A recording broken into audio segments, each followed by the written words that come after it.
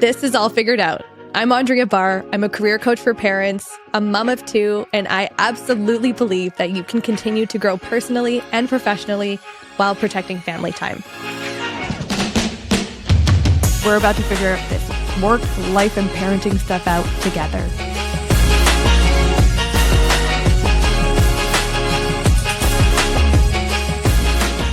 Tasneem Damji, welcome to the All Figured Out podcast. Thank you. So nice to be here. Thanks for coming. I'm so happy to see you, to be here with you in person, to tell your incredible story through becoming a mother, having a career, pivoting in that career, and what a bonus, we get to talk about what it's like to send children off to university and what we might be able to do to prepare for that now. I don't even really want to think about it, but like we're going to go there. This feels important. You're going to prepare us, so we'll feel fine. And you're going to tell us that it's really far away, right? For those of us who have like the toddlers. It is. And enjoy this stage is what I would say. Oh, Jesus. We'll get into it. Okay, before we go back in history, I actually want to ask you, how do you introduce yourself these days? Like in terms of what I do? Yeah. Or as a human, actually, too. Yeah. I mean, if I could maybe say like the different hats that I wear, Yes. and probably definitely the most important is a mother, and I have, I'm at two different stages in motherhood. I have a 9-year, well, she's almost 9 next week, girl, and a 17-year-old boy who's in grade 12. And so they're very different ages and different parenting and different needs, and I'm a different parent to both of them. In terms of my work, what I would say is what I'm doing right now, which is helping high school students and their families kind of set themselves up for the future in a way that really aligns with their interests, like really thinking about who they are, what they're interested in, what they want to do in this world. We do that in high school and I work with them, but the work is really much more than that. It's to set themselves up for later on when they're going for job interviews and negotiating raises and things like that. But I would also say that the work I do really fulfills kind of a bigger purpose that I have, which is I've spent, and we'll probably talk about this, many years living abroad and in countries where quality education is not available. And this is, in fact, how I started my work. And I want to support young people from that part of the world to access quality education. And so the work I do right now with high school students here in North America really feeds into that. I also do some consulting with students from various countries in various countries, helping them kind of figure out their next steps, And so if I could introduce myself in my work, it's helping students figure out their next steps that align with their interests. It's such beautiful work, and you're such an incredible communicator. I was so excited to have you on because you really are a beautiful storyteller, an excellent communicator. And I am so excited to really unpack the through lines of your own story as almost a testimonial and a case study for anybody listening who is like, I don't know what the hell I want to be when I grow up. And I'm, 35, 45, 55 years old.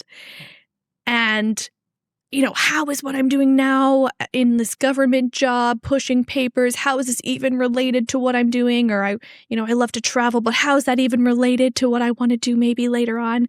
And I think your story, there's so many layers to it that really do ladder back up to follow your interests and gold will happen. Like there's so many moments of your story that I know, having known you personally for maybe a year now. Yeah. Or so we were in a business mastermind together. And And it's so cool to then see that you're now working with the next generation who are about to embark on their own endeavors, and that they're high performers. They're like, I have to have this all figured out. Mm-hmm. The people listening are high performers. They think that they should have everything figured out. Yeah. And what I'm so excited to explore today is that notion that life just happens in kind of mysterious ways sometimes, and that you can always find the through line. Well, I'm so excited about having the conversation because I haven't really reflected on all those things, you know? And I just recently wrote a post. I am turning 51 in a couple of weeks. Get out of here. Yeah. So I wrote a post I thought you were 28. Oh, thank you. We're always 28, right? But I wrote a post kind of reflecting on 50 years. And what I realized is that I now know myself much better. You know, when I think about that, like, that took me 50 years. There's still much more for me to learn about myself. So it's an ongoing thing.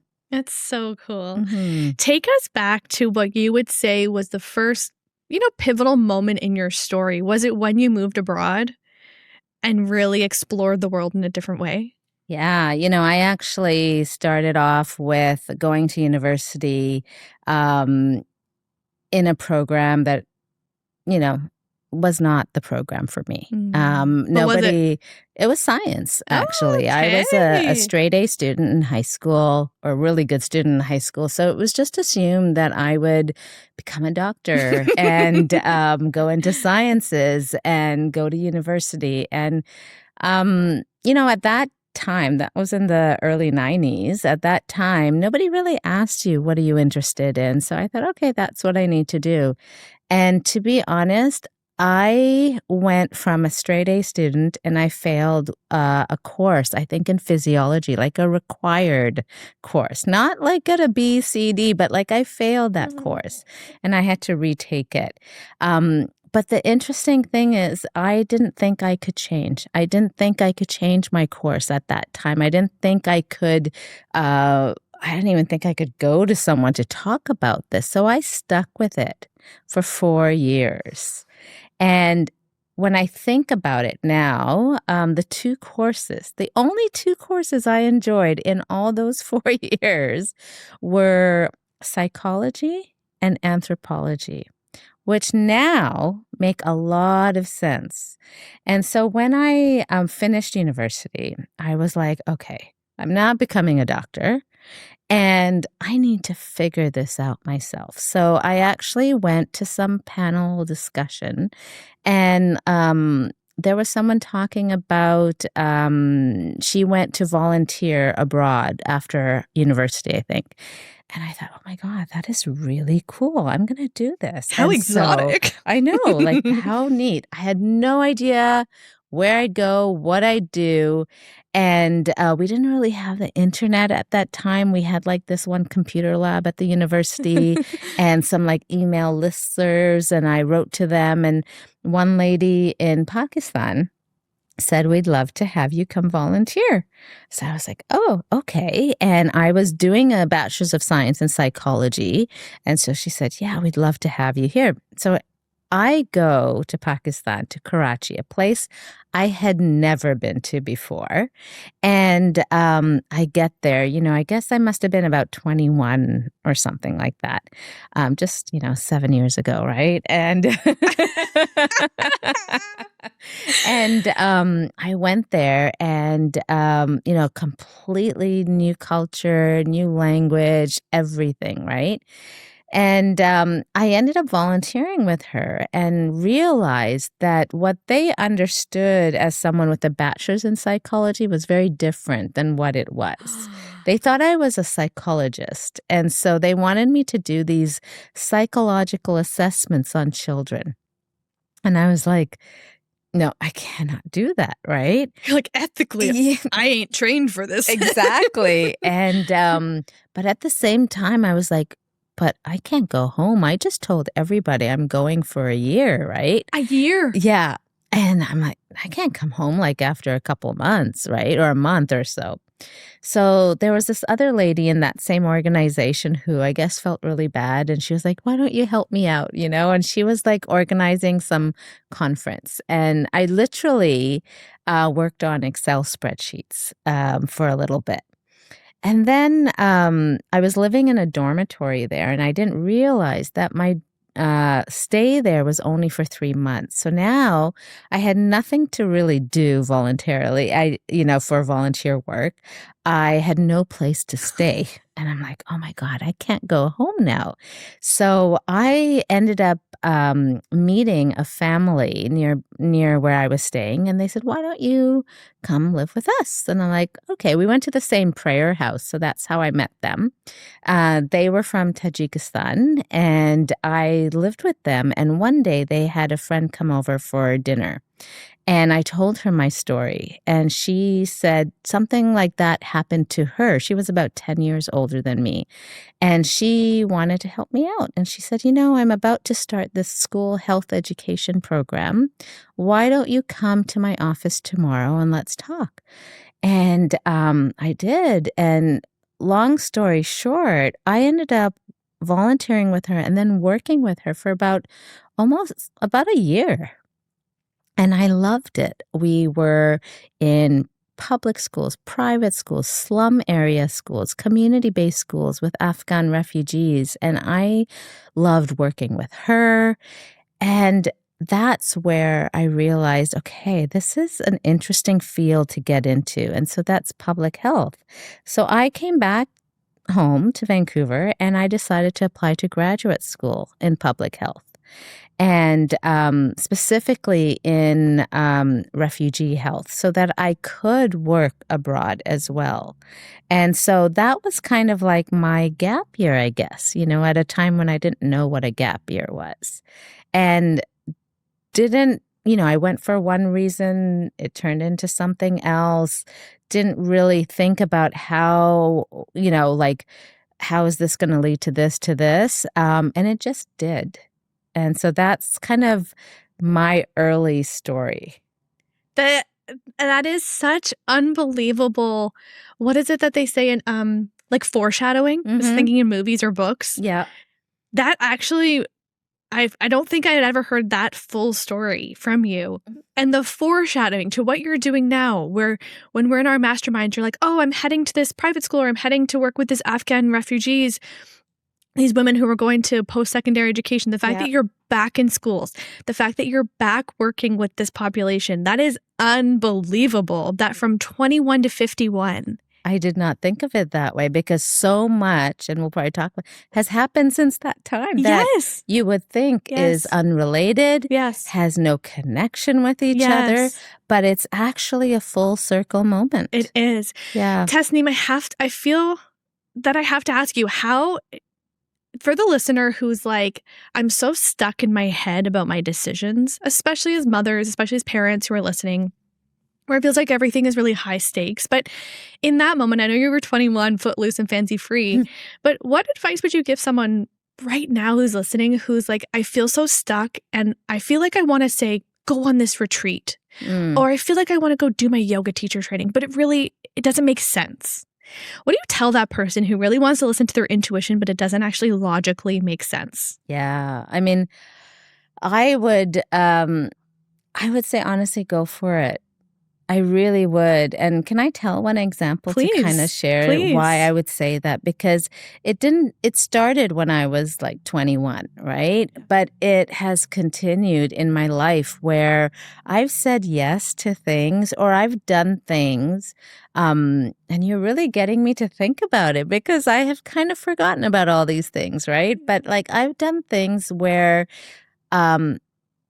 sometime in my gut, I felt like it was the right thing to do, and so many people told me it was the wrong thing to do. I said yes to things that I had no idea how to do it and had no idea should I, but I just said yes. So I'll give 2 examples if that would help. Please. So one of them is, so I lived in Tajikistan for after graduate school. And where is Tajikistan That's in for those? Central Asia, Thank you. Okay. very remote. Okay. It's a very small like country on the map, but just to give some context, it borders China and Afghanistan, and it's part of the former Soviet Union. So one of those stands, right? Yeah. And I ended up marrying someone from there. And so when our son was 2.5 years old and we were living in Vancouver, we decided we were going to move there for many reasons. And much of it was for me, actually, because I was really missing living abroad. And so many people gave advice. People love advice. They love to tell you what they think, right? Whether you ask them or not. And most of it was, why would you go there? Don't go there. Like, that kind of thing. And, one of my colleagues at the time, she was much older than me. She actually told me one day, she said when she was younger, her and her husband, he sold his medical practice and they moved to Lesotho with 2 young kids. No way. And in the 70s. And they had the same thing. So many of her friends were like, don't do it. Why would you sell your private medical practice, right? They lived there for like 10 years and she said it was the best thing they ever did. And she said to me when she came back, some of those friends said to her, the reason we said this was because we were jealous. We wanted to do something like this. And we wish we had. So that really stuck to me. I knew for what the reasons why I wanted to go. And one of the reasons people would say to me is like, what kind of education would your son get? Not knowing the country or anything, but I said, going to different countries, living in a different place is an education in itself. I mean, by the time he left, he was 3 years old. Like, what? Like, he's not in school. What hard-hitting education were they wanting for him? Exactly. And so, the things and so my idea of education was different, the experiences that he would get. And, but I still did it. And we lived there for 5 years, from when he was 3 till 8, and then moved back. And now he's almost 18. And when I look at him, I know he was shaped by this experience in a very, very positive way that will last him a lifetime. So that was, me. That's my advice about if you feel it in your gut, just do it. Don't care about what other people are going to say, right? While I was there, and this is more of a career story. While I was there, I was working somewhere and it didn't work out. The environment was very toxic. My manager was a micromanager. It was a very stressful work environment that I thought I was the only one experiencing it until I found out that no, everybody else was, but nobody was talking about it, right? Anyways, I left that job, but I needed to find something else because I was living in a foreign country. I needed a visa to stay there. And in order to have that visa, I needed to work, right?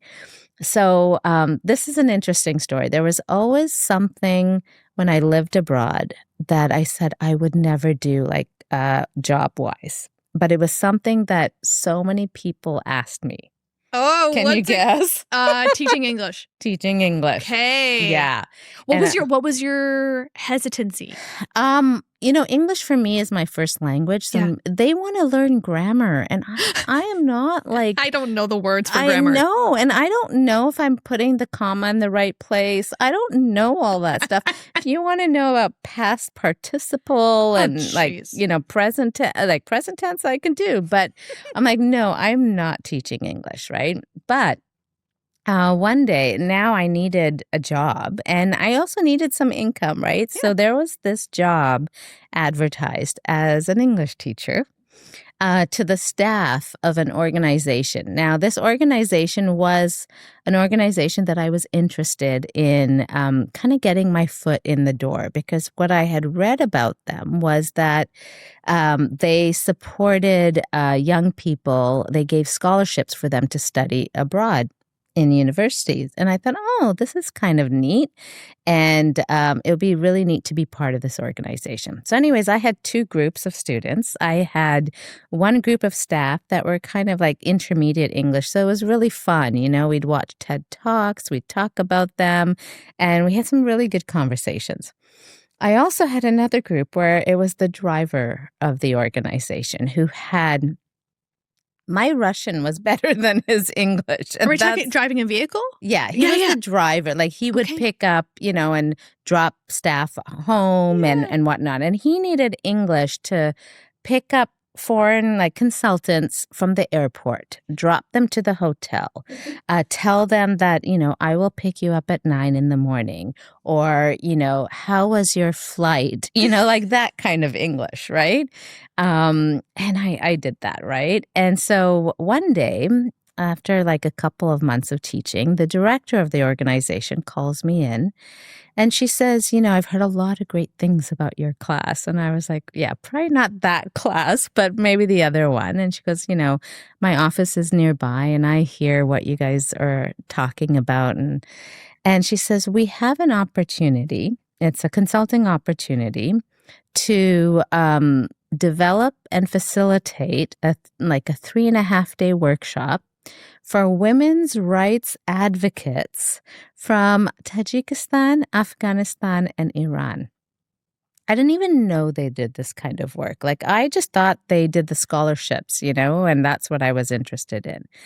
And she said, we do need to advertise this, right? But I thought I'd also give you the opportunity to see if you'd like to write a proposal of what you would do in this workshop, right? And then we can go from there and see. And I said, yes. Did I know how to do this? Had I ever done this before? The reason she asked me was because I was living in Tajikistan and I'd lived there even before that. And she thought, okay, you would have some context, right? Better than someone coming from North America straight, let's say, right? Yeah, totally. And I said, yes. And this is for all the mothers out there. We can do things if we put our mind to it. So I remember my son was in kindergarten at the time. And I would wake up in the morning before he would wake up and I'd start working on it. I had 2 days to do this in a proposal, right? And I'd wake up in the morning, I'd start working on it. Wake him up, get him ready for school, walk him to school, and then I'd come home and I'd work on it. And then I'd pick him up, do all the things I needed to do in the evening, put him to bed, work on it. And I did that for a couple of days straight. And I got it. And this workshop ended up being in Istanbul, which was really cool. Cool. Travel for work. Yeah. Love it. And if anyone asks me what was the best career experience I've had, that's the one. I loved it. I learned so much. I loved it. They asked me to do it the following year. And that was something I had never done before, but I said yes. What in your gut made you say yes? Ooh, that's a really good question because this was in 2012. It's a while ago, and I think I think one of it was, she must have seen something in me to ask me to do this, right? So she wouldn't just ask everyone, I wasn't the only non-Tajik person working there. So she must have seen something in me, she had that belief in me. For me, I knew I wanted more. I knew I was just going to teach English, right? I knew I needed to do more with my life or more with my career, right? And yeah, but I didn't know anything else. I didn't know what it was going to lead to. I didn't know if it was going to lead to anything. I didn't know anything like that. So just having that, I mean, we've skipped a lot, but like, I guess there's been many times in my life where I've gotten out of my comfort zone and I've just done it not knowing where it was going to lead to.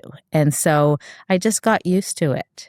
And I can still do those things now. There's a surrendering to life. And I don't know what you believe or what your belief system is, but there's this, I'd really believe in whatever culture you're raised in, whatever religion, whatever you believe, agnostic, whatever. There is this, like, I think the word surrendering is translated in some way to, we don't know what's happening in 1 second from now. We don't know what the outcome, what the ripple effect will be. Is the ripple effect like possibly or quite potentially quite negative? Okay, we gotta, if this was like you're going into a war-torn whatever to deliver this. Yeah. Okay, then I would think about it. That's a big thing. But you're like, okay, I can put one foot in front of the other and I can surrender to like what might be. Yeah. Maybe I'll enjoy it, maybe I won't. Yeah. And the worst she could have said after looking at my proposal was no. Yeah. Right? Have you seen that? Whether it's on Instagram or LinkedIn or in books and whatever, but there's that, proverb or whatever this is about, like people being like, come on, God, come on, universe, to like deliver me that sign. And you're getting these little moments that don't feel that big. We're looking for these like big thunder strikes. Yeah. Or these big, like someone taking a platter and being like, here, Tasneem, here is the opportunity to change your life, like in a really obvious way. Yeah. And I think there's something so beautiful and profound about what you've just said around sometimes it's like hey, do you want to throw your hat in the ring for this thing? And you are now 20 years later telling the story of it being one of the most profound career experiences of your life. Yeah. Like, how cool is that? It really is, because I've done many things in between. But I recently went out for brunch with someone who asked me that question. Out of all the things you've done, what's the one that really stands out? And it's exactly that. And I think it is that for all the reasons we've talked about, right? And, I'm so glad I did that. It really shaped me into some other things I did with my career. It shaped me into someone who is not scared to try something new. Yes. Yeah. And that you could figure things. It was probably a piece, like a feather in your cap to remind you. You already knew this as a mother, because mothers know this. Yeah. But you probably already knew, I can do hard things. Yeah. But I can do things that I don't even really know. You knew it was figure-outable. Marie Forleo talks about like everything is figure-outable. And I love that. Yeah. Like you knew it was figure-outable. It wasn't that they were asking you to do surgery. Yeah. And yet, like, maybe not the vibe. I can't practice for that. I'm curious, Tasneem, what was the decision to move back to Canada? Because I think that's also really resonant with a lot of those who are listening when they're faced with these different pivot points and these opportunities. How did you make that decision to move back here? There was a clear reason, actually. I became pregnant with my second child. And unfortunately, the healthcare system there is not very good. And I was what they call a geriatric pregnancy. I was 40. We need a rebrand. Yeah, I know, exactly. A mature pregnancy, right? I was 41. A wise pregnancy. Yes, a wise pregnancy. I was 41. Okay. Right? Yeah. And I didn't know what this pregnancy was going to be like, because I was 33 when I had my son. And I just thought, you know what? I'm very lucky to be from a country, Canada, that has a good healthcare system. And also over there, like my Russian was good, but I'm not sure how my Russian would like pan out in labor. Right? So all the curse words you've ever learned were just thrown out. I don't know how that would work. Yeah. So that was a really easy decision. So that's why we decided to move back. But again, not knowing, now that I think about it, like not knowing where that would lead. And so I moved back. My son was 8 years old. So we moved back at a time like right before school started because I wanted him to go to school. He was in grade 3 now. Right. But my husband had a good job at that time. So he stayed there for a bit until, I mean, he came back when our daughter was 6 weeks old. He came here and because he had a job and he had a contract, right? And, but that was the impetus for coming back. It was actually very, it was specifically, I wanted to get good health care. And it worked out really well because I ended up, like many women of Asian descent and that age, having uh, what is that called? The diabetes that you get Oh, in yes. pregnancy, Yeah, right? gestational diabetes. Gestational diabetes. And, I remember finding out about it on Halloween, you know. But I remember like right away they sent me to a class at the hospital with all these other women who had gestational diabetes. We learned about nutrition. We had, everyone was given a glucose monitor. We had monthly meetings with a nurse. And I think about all the women in Tajikistan who probably also had gestational diabetes, but they were never diagnosed. Right. Oh, okay. And luckily, mine wasn't so severe. I could manage it with a diet and exercise, but not everyone can. Right. And so that was the reason why we moved back.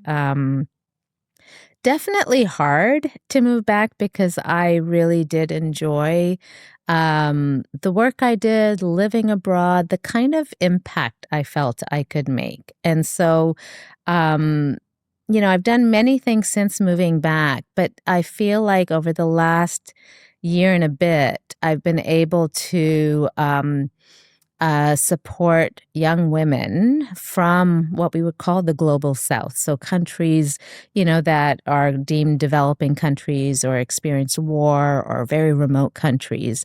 I've been able to coach them. And so that makes me feel connected, living in Canada, but still connected to that part of the world.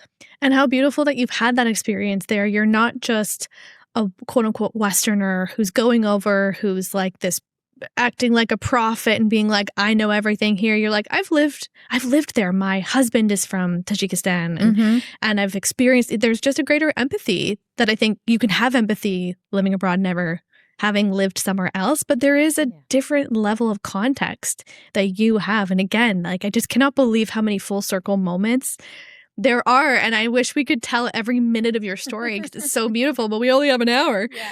And you get into public health here in Canada and you have a good career. Tell us about raising two kids who are, further apart in age. You have a good career. Things are going well. And what was the moment where you're like, okay, something's got to change? Oh, there were so many. And I will tell you, I did not work in public health. I did a degree in public health. I'm sorry. Yeah, no, but you wouldn't have known. There's just too much in the story. But I did do a degree in public health. Okay. That is the degree that got me an internship in Tajikistan when I first went. And I worked in public health for 6 months. And then my boss was like, oh, do you want to try this? And I was like, okay. And my life has just been that kind of story where an opportunity came and I said yes, even though I had no idea what that was going to lead to. So in my life, I've worked in public health for 6 months. Okay. But when I moved back to Canada, I wasn't looking for work right away. I was pregnant. Who was gonna hire her? And I wasn't looking for work at that time. My son was 8. He was just, starting school in a very new system, right? And I wanted to make sure, obviously, that he was okay. But now I had this little one, and so it was hard because, it had been a while since I hadn't slept at night, right? It had been a while since I was doing the diapers and the feeding and all those things, right? So, she was born actually 9 days before I turned 42. So I was, you get a bit tireder, right? Totally. But when she was about a year and a bit, she went to daycare, and that's when I started working. But I worked in the nonprofit sector here. I facilitated workshops. So that example of that workshop I did helped me actually, now, when I think about it, helped me get this role. And then um, I actually, again, I was really comfortable in this job. Comfortable meaning, not, I was just happy I had a job. Mhm. I liked the work I was doing, but comfortable now in a different sense because as a mother, I had to look at different things. I needed a job where I could drop the kids off to school. One was in elementary school, one was in daycare. I could get to work and then I'd have enough time to pick them up. Like for me, that was my life at Mhm. that time, Mhm. like so many of your listeners. And I will say now that is not a forever life. You think it is, but it is not. Like now, my life is very different because my kids are older and I can be more flexible, right? But at that time, that is what I needed. I needed a job where my employers understood that I had kids. So if one of them was sick, I could take, time off. Those Mhm. are things that are really, really important. And so I was really comfortable in this job because I could do all those things. It was a mad rush, as all parents know. Like, every second counts for the day to go well. Yes. You've got to wake up at a certain time before everyone does. You've Mhm. got to do the lunches and make sure all of that. You've got to wake them up in time so that they get ready in time. So that, you know, you can also anticipate there's going to be moments where, the little one wants to put her shoes on by herself. Oh, And it takes takes so so long. long, right? And you want So her I to know. have that experience, but you also need to get out of the Let's door, experience right? this on the weekend. Yeah, Let's I experience this love on that. Sunday. Exactly. We'll tie shoes all the time, I promise. I love that. But, that is It's the real. reality, right? Because I remember asking the place where I was working, I was like, I noticed that if I left work in the afternoon, even 10 minutes before I was supposed to, I would beat traffic. Mm. And I'd be able to get home, to daycare first and school and whatnot. And so I asked, could I take a shorter lunch break and leave 10 minutes earlier? So they let me do that, right? I also couldn't pick up my son from school because they end at 2:45. Who can do that when you're working, right? The actual middle of the workday. Yeah, I'm like, how, and I don't have, both my parents have passed, and so they don't have grandparents here to do that, where a lot of kids do, right? So, but moms figure it out, and I had a friend whose, two sons went to the same school as my son. They lived close by, they just walked, home, and so she would just pick him up and bring him home, and then I would pick up my daughter from daycare and then pick him up from my friend's place. So, you figure all those things out. But in the around 6 months into this job, and I'm, really comfortable, everything's working out, and it's a good job too. I really like it. I get a call to apply for another job. And I was like, oh God, I don't know if I can. We Mhm. were just about to buy our first place. And so, you don't want to change jobs in that time. And Oh, then yeah. a lender say, no, I don't know how stable this new job is going to be. Right. Because they invited me for an interview, like who does that? Right. Like that's only happened to me once. Right. And I'm like, okay, let me build some relationship. Maybe one day this will be a good thing. Mhm. Long story short, I got the job and I took it. Again, not knowing Was it the right thing to do? Not knowing where will this lead in a completely different field that I really didn't have a lot of experience for. It was women's employment. And it was to manage an employment program for immigrant women. And I asked them why they asked me to, apply for this job because I didn't have a lot of I didn't check a lot of the boxes. And they said to me, you have lived and interacted with people from different cultural backgrounds. So now all of the stuff that I did that I didn't know where it was leading to. I didn't know why I was doing these things. I had people questioning me. Why do you keep going to all these places? When are you going to settle down? That now became my superpower. It wasn't the items on the resume. I filed this. I created these reports. I did this presentation. It was the location of each of those jobs that you've held in different countries, different contexts, working with different people, that got you the job. Yeah. Yeah. Isn't that unbelievable? Yeah. And not in a way that's like, oh, I can't believe that. It just makes sense. And there's so many studies, really, really cool studies out there about like who gets the job versus who does well in the job. And kudos to that recruiter, that hiring manager for recognizing what she knew made a successful candidate in that role. And it was cultural context, which you had. Because everything else you can teach. That's what exactly she said. She said, everything else we can teach and you can learn. Yes. But this is not something, that we can teach.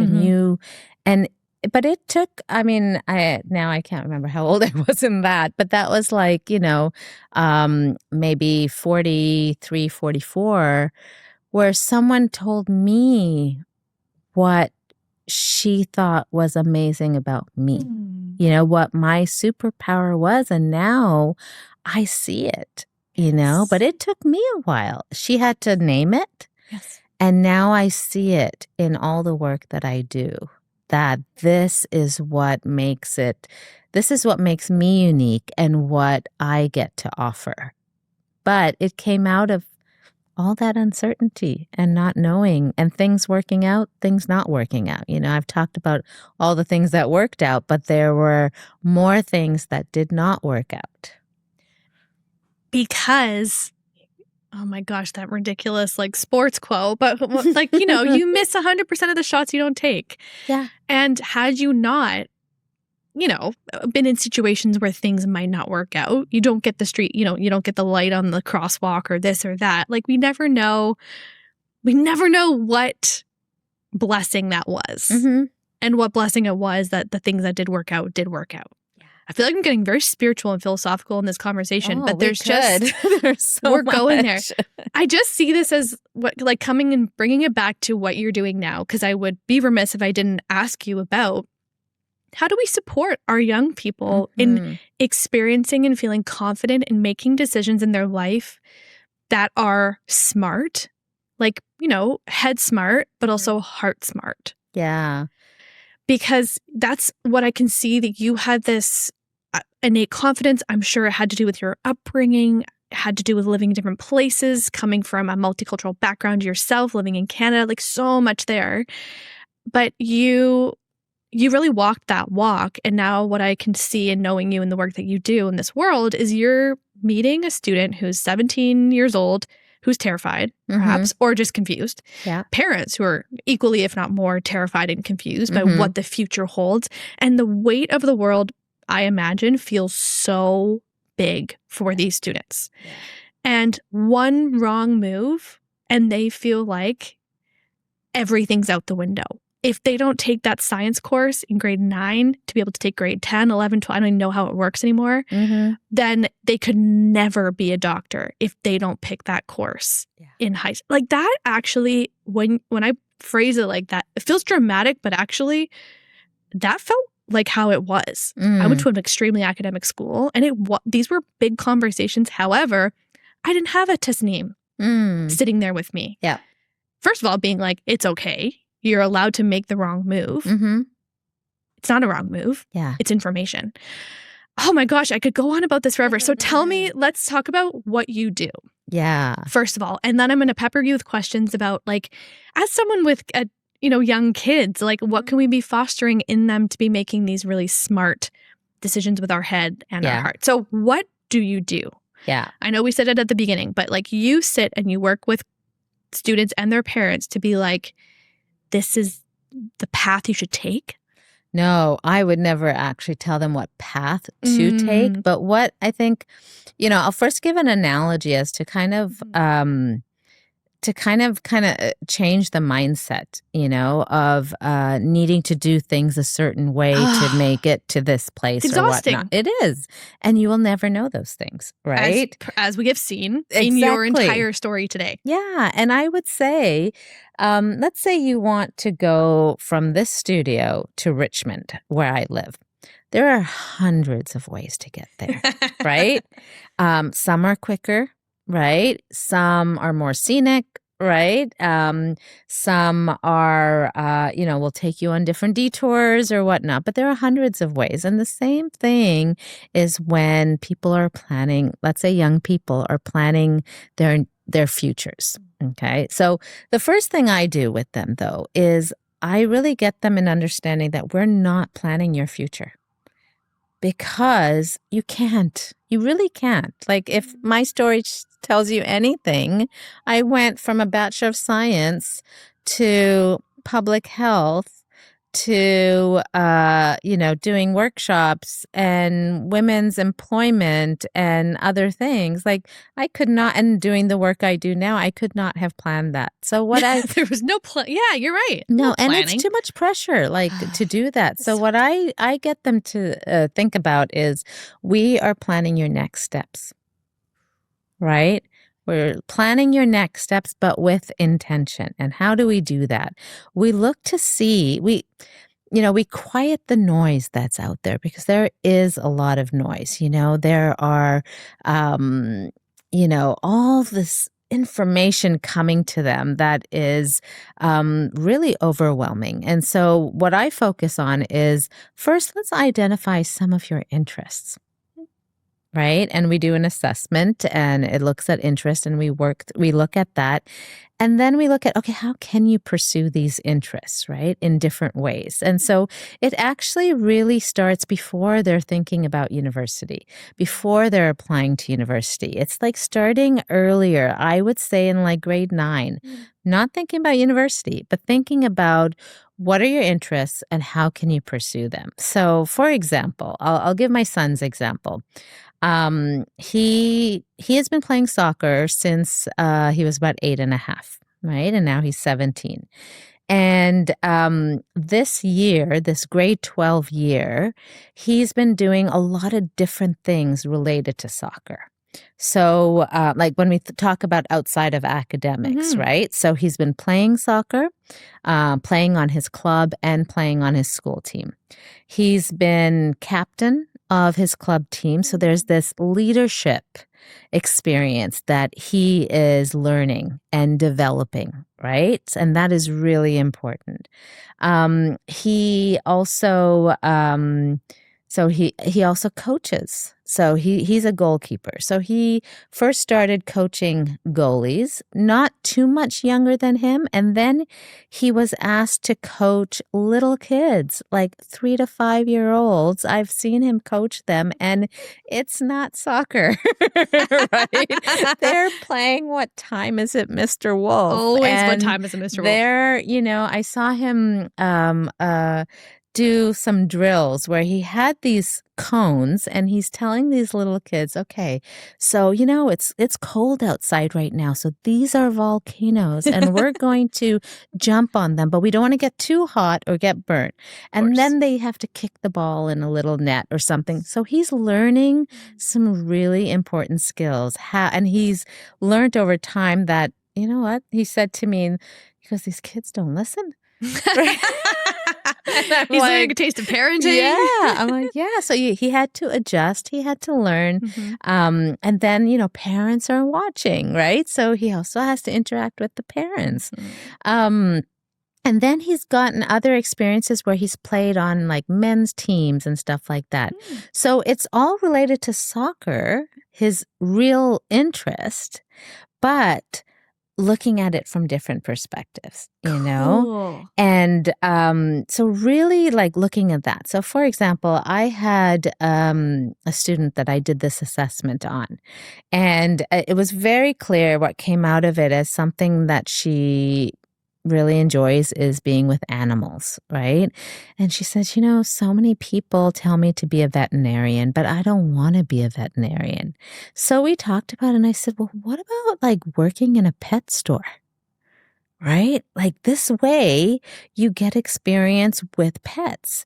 What about in your neighborhood? Are there like dogs that need to be taken for a walk, or, Mm. do you need to like cat sit? So she started, taking care of animals in her neighborhood. And so there are different ways that you can, identify these interests and look at ways that they can pursue them, right? And what I would say, and it's hard to do because as a mother, I also found this hard to do. As a coach, it's a little bit easier for me to do because they're not my kids, Of right? course. But as a mother, it's hard. We sometimes push our own agenda Of on them, course. Of right? course. Yeah, How do we because not? we're doing our best, we're trying, 100%. right? And I'm not saying not to like get them involved in different things. Get them involved in different things and then see what they end up Mm. taking from it. So, for example, my son, he joined like Cubs and Scouts when he was younger, really enjoyed the camping part of it. He didn't care about getting the badges or anything like that. And there's something in the scouting movement that most people who do scouts and go until like the higher level do is called the Chief Scout Award. And that's like this, bigger project thing. And most of them are working towards that. And he just did not want to do it. And we talked about why he didn't want to do it. And I realized he didn't want to do it. And he wanted to just keep camping. And I was like, okay. And so I had to let go Mm. of that, right? And that camping and being outside has turned into a really big interest of his that he is now looking at pursuing, post-secondary education in geography or environmental studies, things that relate to the outdoors. And I would never have thought that it would come from camping in Scouts, right? How So cool. that's where I would start is Yes. what are they interested in and how can they pursue them? That's so neat. There's an author, a fellow career coach, an inspiration to me actually in my early days, in my early career. I think you would actually love this book. It's called Pivot. Mhm. Her name is Jenny Blake, the author. And she's phenomenal. She's ex-Google, and she was doing, I think, career coaching within, kind of like me. She was working internal, she was doing a professional development, and then she's created her own method. And what she talks about is doing these micro, like, what is the minimum viable product of the thing that you want to test out? Hmm. And I just love that concept. It's something that I use with my own career coaching clients, which is totally like the clients that you work with, I hope will come to me one day. Yes. Like you're the perfect Yeah. foundation for my ideal client because Mhm. go and figure out, talk about interests, talk about values and all that. So she talks about this minimum viable product. And it sounds like that's what you're speaking to as well, where it's how can we foster and nurture their interests, which any parent, of course, that's all we want to do is nurture and foster their interests and mitigate our own agendas. Mhm. And I think I might have told you I worked, so after my own post-secondary, I went and did a business degree at Western, and I really, really thought I wanted to be a lawyer. Did I tell you this No, story? I don't think so. I don't know if I've told how many times I've even told this on the podcast. I thought, I think this is the career for me. It checks a lot of boxes. Mhm. I really like working with people. I want to help people. I think I can handle high pressure situations. Like I think I could really do this. I think I would really enjoy it. And it was something somebody said, like, oh, what's a way that you can test it out before fully committing? So I'm doing the LSATs and all that silly stuff. And I had an opportunity to go volunteer abroad in South Africa. Oh, I did not know this. Oh my Yes. So goodness. I went to South Africa and it was like a voluntourism. So you are paying to go but it was the best investment I have ever spent in my life because what it gave me was 3 months in South Africa working at a law and human rights office part-time, and then saying yes to opportunities within this experience that then led me to work in Pollsmoor Prison, which is the Oh, largest wow. prison in Southern Africa with a gang culture that BBC has done documentaries on. Looking back now being a mother, I'm like, what the actual fuck were you doing? That's crazy. My mom was like not happy when I'd be updating her on some of my escapades. Yeah. But I was going into these prisons and I was doing these lifestyle workshops. So I was working, I had no business. You had business doing some of the stuff you've done, those workshops. I had no business doing this. I was 22 years old, fresh out of university. But for some reason, I was like, let's talk. I want to do a workshop with them about visualizing what's next when they get out. Wow. Because these girls that I was working with were up to 25 years old.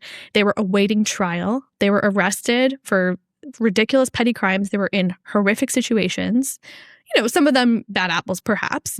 Most of them bad situations. And they were wearing the exact same clothes months later that they were arrested in because they were awaiting trial. Like the whole circumstances were just bonkers. And the one thing I noticed was that a lot of these women just they couldn't even see their future. And so I was like, I have no business doing this, but I don't care. Let's just have a conversation. And so I'd host these conversations with them in this prison, in this women's ward. Wow. And talk about those full circle moments where I'm leaving South Africa after 3 months, having the most formative experience of my 22 years to that point, and still one of the most formative experiences of my life. And I had gone there as a test to see if I wanted to be a lawyer. And I ended up walking away from there being like, I'm not touching law with a 10-foot pole. Yeah. Because it was the work inside the prison, not the work in the courtroom. And I have so much respect. I just realized that I didn't actually like reading, writing, creating legal briefs, like the intakes. Like I couldn't stomach it. The stories I was hearing with refugees in these like ridiculous situations. But what I could stomach was sitting there across from a human being who is in the worst freaking situation of their life, in a horrible context with horrible stories, and being like, where could you go? And that was it for me. And it was, so I'm just only share that story because I'm like, how can we give our kids these tastes? Yeah, exactly. Travel, and camping. I think not finding out what you don't want to do is more important than what you want to do. 100%. Because it gives you the chance to say, okay, that's not what I want to do. Yes. What do I want to do? Yes. I want to actually answer your second question because I think parents would want to know, parents of young kids would want to know this. Can we go there? Please. Yeah. Please. Because for me, I feel like, I've made the mistakes as well, but I feel like I have these, maybe this is why I was supposed to have children with like 8.5 years apart, So I'm going to tell a story about my own daughter. I'm of the minds that even as they get older, that they don't need to be in a bunch of activities, right? They, kind of, especially when they're younger, like get them to start being in activities that I remember when she was about to go to kindergarten, and she had been in a family daycare, since she was about 1.5 years. Family daycare with 5 or 6 kids. And I thought, okay, well, kindergarten's going to be different.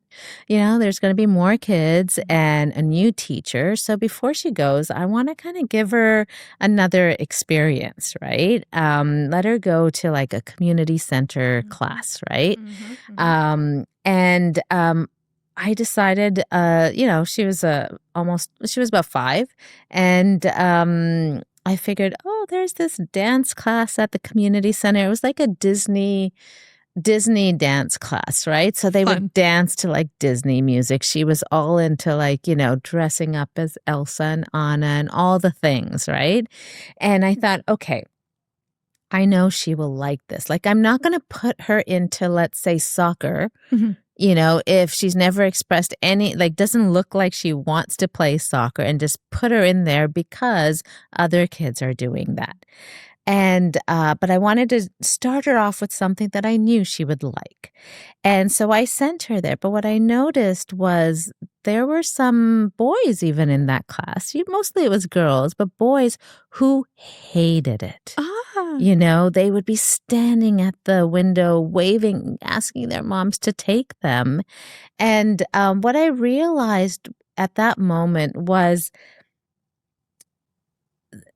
those weren't things that they were going to be interested in. Mm. Like, pick something that you know your kid by that point, right?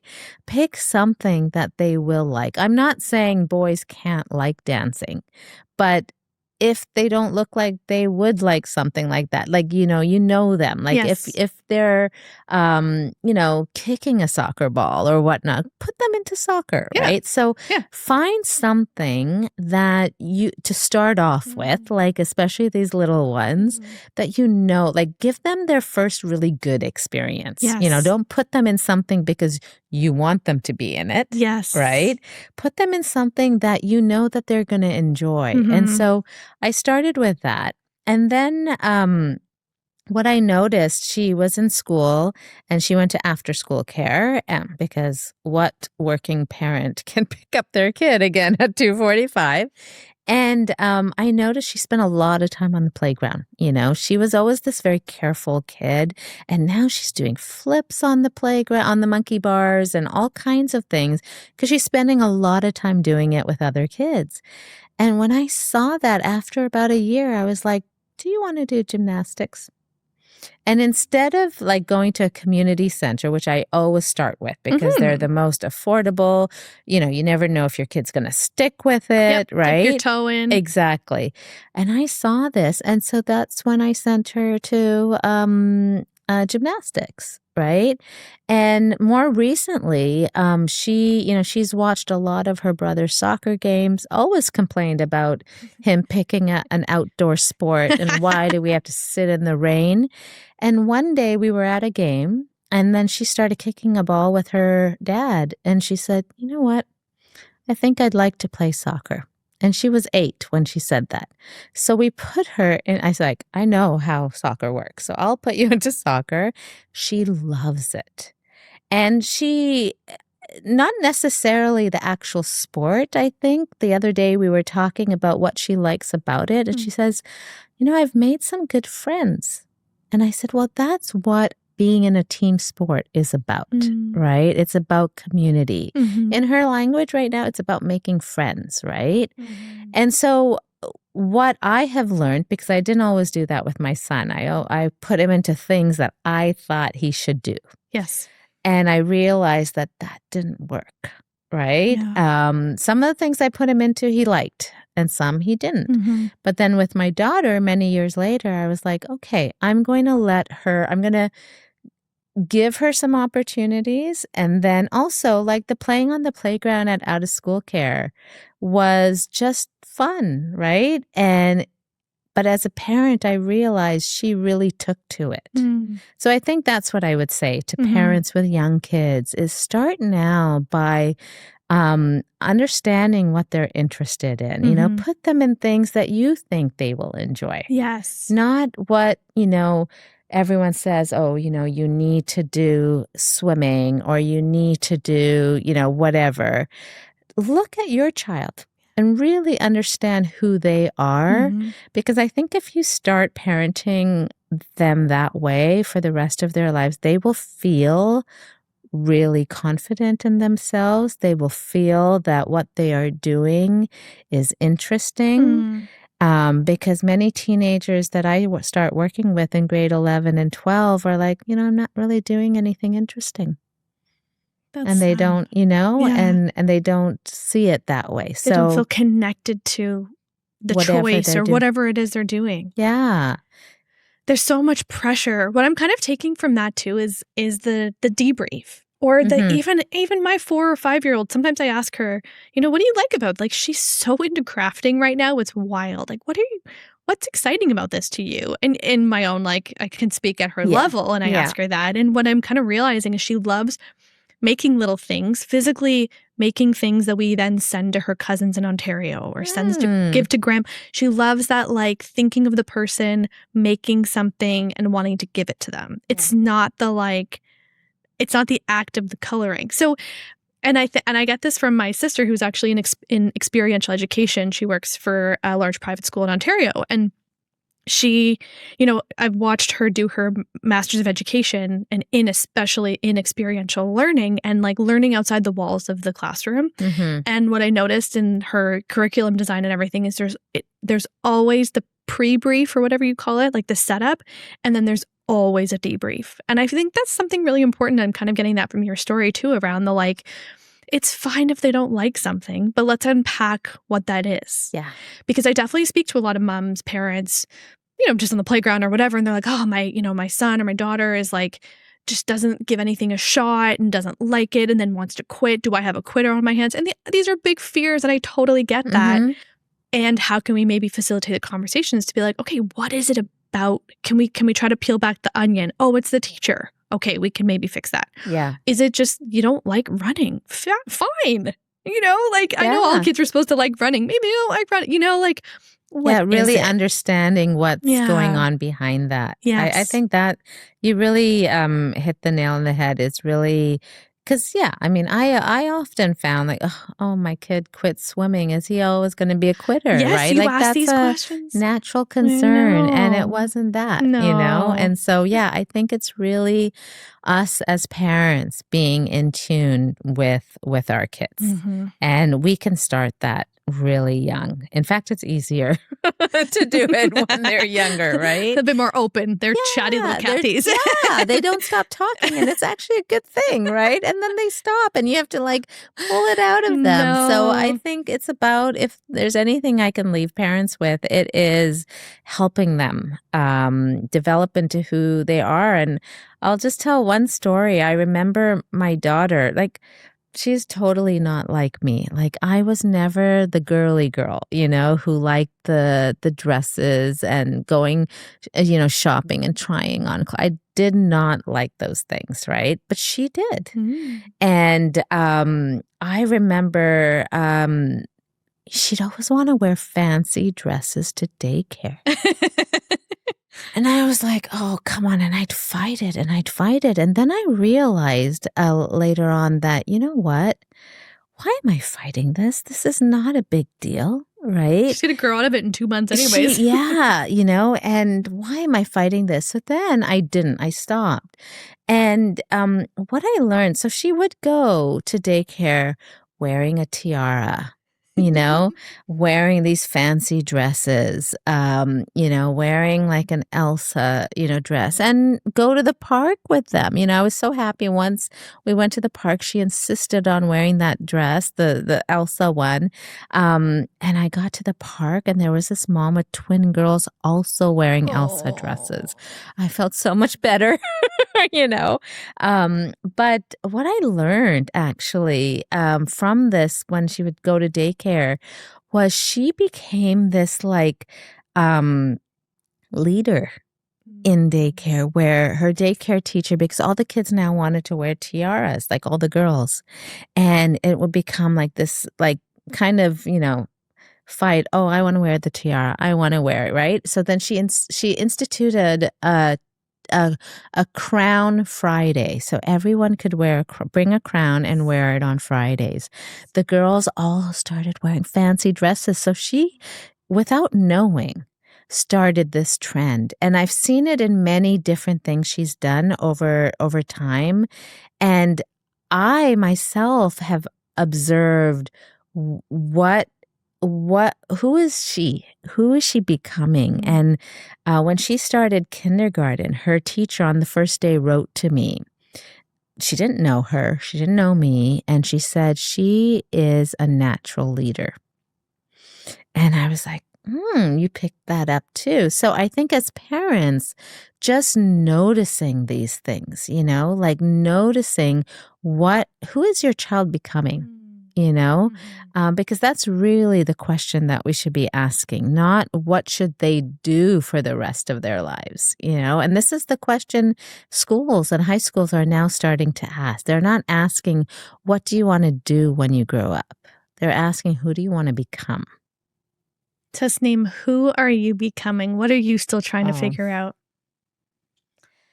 Um, I w Oh, such a good question. Wow, and that wasn't even planned. None of this was planned, I guess. There's a Who method am to the I madness. becoming? Yeah, you know, I really feel I'm getting there. I feel like I want to leave a legacy, you know, for my children and for the youth that I work with. Like, I want to be that person that, young people feel comfortable coming to and being who they are, right? And without any judgment or anything like that. And for me to do that, and I feel like my 50th year that I'm ending in a couple of weeks has really been about that. It is about me becoming who I am, just like unapologetically. You know, this is who I am. Um, and, you know, my answer might sound vague because I still don't know. I still have like a lot of life to live to also figure this out. I think I have a lot more experiences to come. I really do, you know, I do want to be able to do work where okay, this would be my ideal thing, and I'm gonna Say it. say it. An all figured out exclusive. Yeah. So my ideal, and it goes back to Tajikistan, actually, is there is a university there called the University of Central Asia, and I would love to work there. So I'm saying it. And it's a pretty cool university. I do work with a lot of students there. I coach a lot of students there from here, you know, with an organization that I do some part time contract with. And I think there's so much I can do there. Like, I would love to teach there. And I'm just saying this, you know, my son, he's graduating in June, and we are planning to go back to Tajikistan in September. It will be 10 years since we've been there. And we are planning, my daughter has never been. So we're planning to go as a trip, but also we would go for like a month and my son would stay for a year to do a gap year. And maybe I can go visit the University of Central Asia and plant the seeds. Well, I think you've already planted them. And you're planting them right. Did you not know this was a magic podcast? Whatever you say happens. There we go. Yeah, I mean, well, then I'll just add one more thing because I have a lot of things on my list. I mean, What car do you want? Yeah, exactly. But you know, I think I will say I have made it when I can establish a scholarship fund Mm. for girls in that part of the world to get the kind of coaching that I do, to have access to this kind of self-development, self-discovery, you know. That is, you know, that is a big aim of mine. I really would love to establish this scholarship fund. So there we go. That's I've put out two beautiful. things out there in the universe. Into the magic microphone. Yeah. Tasneem, it has been such a pleasure to hear your story. I always feel like we just scratched the surface, but you know what? I think what you shared was just so beautiful and resonant for this audience. You don't have to have it figured out at the age of 51 or at the age of 5. Nobody has to have it figured out. Mhm. I hope to God none of us do figure it out because I think Yeah. that's the fun. So thank you so much for coming on. Thank you for letting me go down memory lane and also think about my future and um, not sure where it's going to lead, but planting those seeds like we just talked about. Yeah, Thank you. thank you.